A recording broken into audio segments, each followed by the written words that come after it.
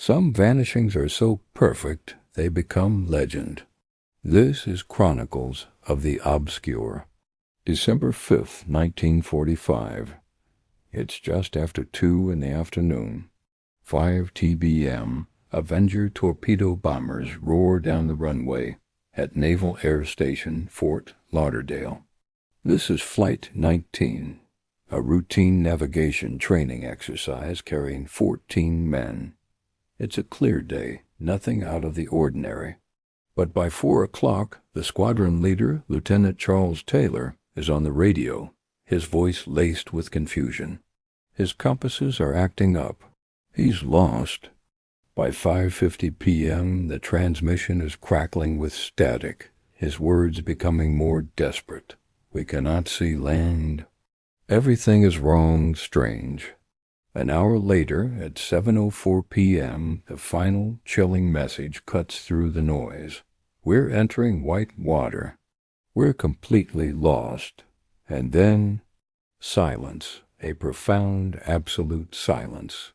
Not a single plane, not a body, not one piece of wreckage from Flight 19 was ever found. And to make matters even more unsettling, a massive rescue plane sent to find them, a PBM Mariner with 13 souls aboard, also vanished without a trace. This isn't just a tragic accident.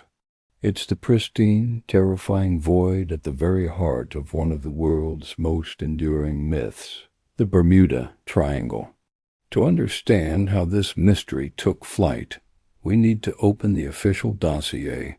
The mission was a standard over-water navigation exercise.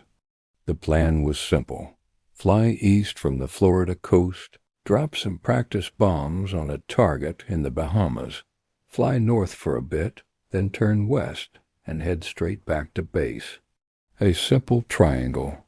The planes themselves, the TBM Avengers, were workhorses, durable single-engine bombers known for their reliability. The man in charge, Lieutenant Taylor, was an experienced pilot, but he had arrived late for the briefing.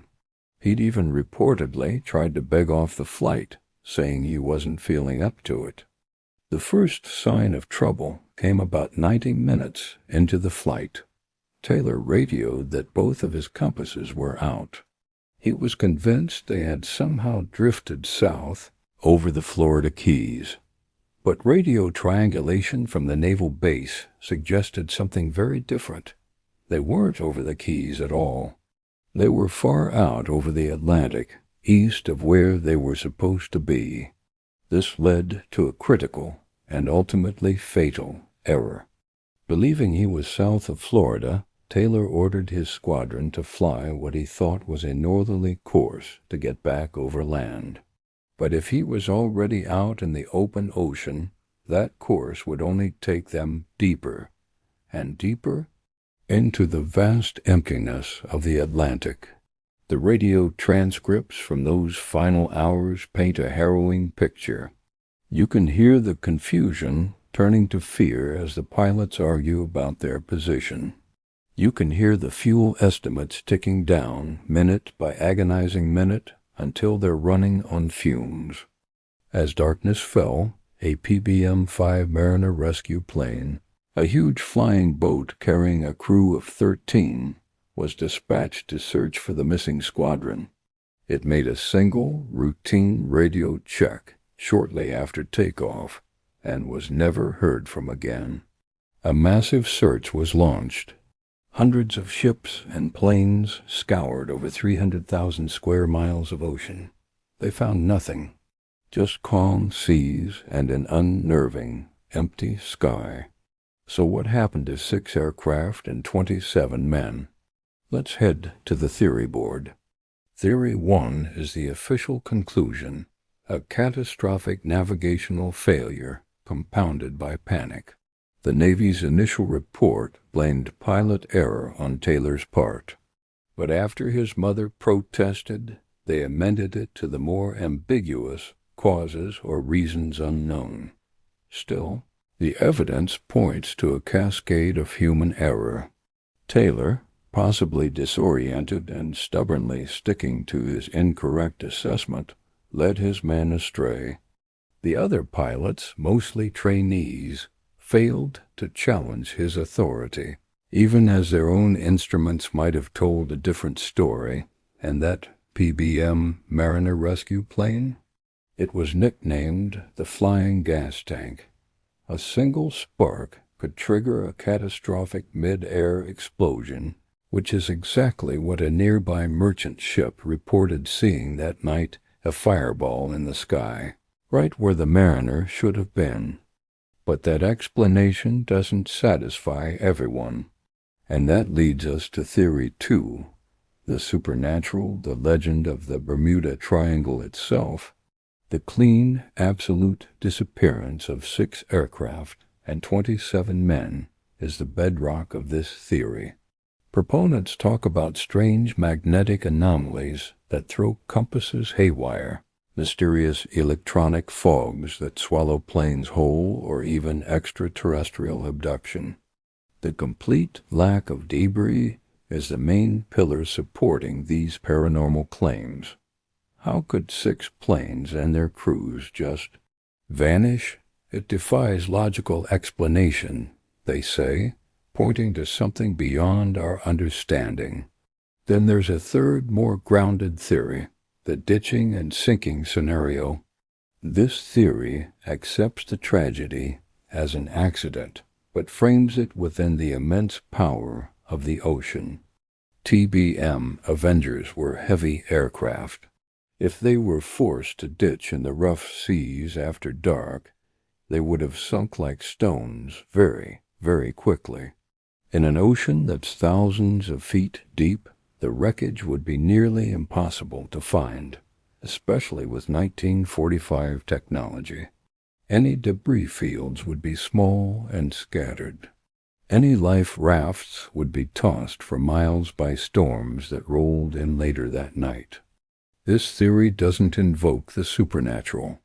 It simply argues that the scale of the search, as massive as it was no match for the sheer vastness of the Atlantic Ocean. The legend of Flight 19 wasn't truly cemented in 1945.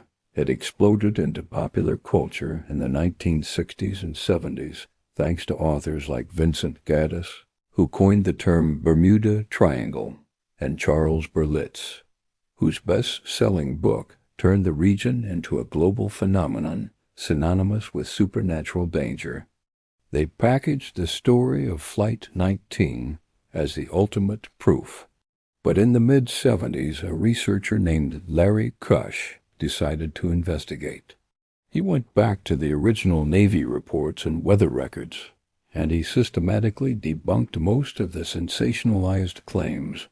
He argued that Flight 19 was a tragic but explainable accident that had been twisted by mythmakers. Still, the mystery continues to echo. In 1991, an underwater exploration team made a stunning announcement. They believed they had found a squadron of 5 Avengers on the ocean floor off the coast of Florida.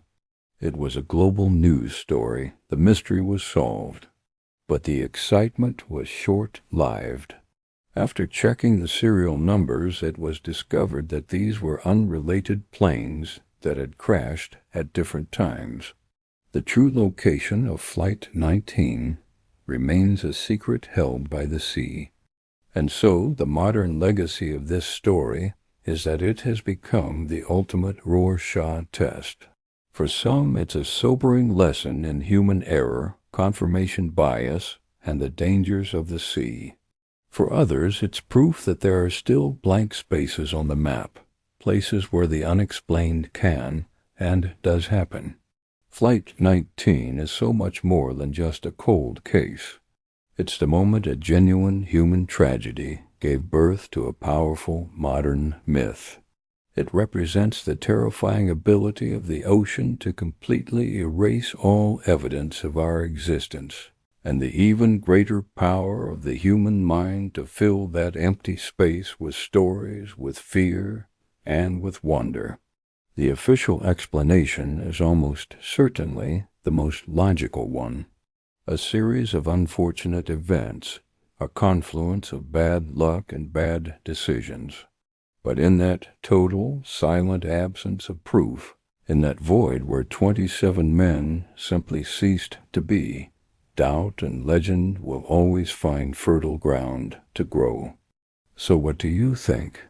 Is the mystery of Flight 19 a solved case of pilot error, or does the complete vanishing of those men and their machines leave the door open for something else entirely?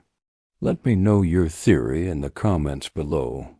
Thanks for watching, and be sure to subscribe to Chronicles of the Obscure for more journeys into the lost and unexplained.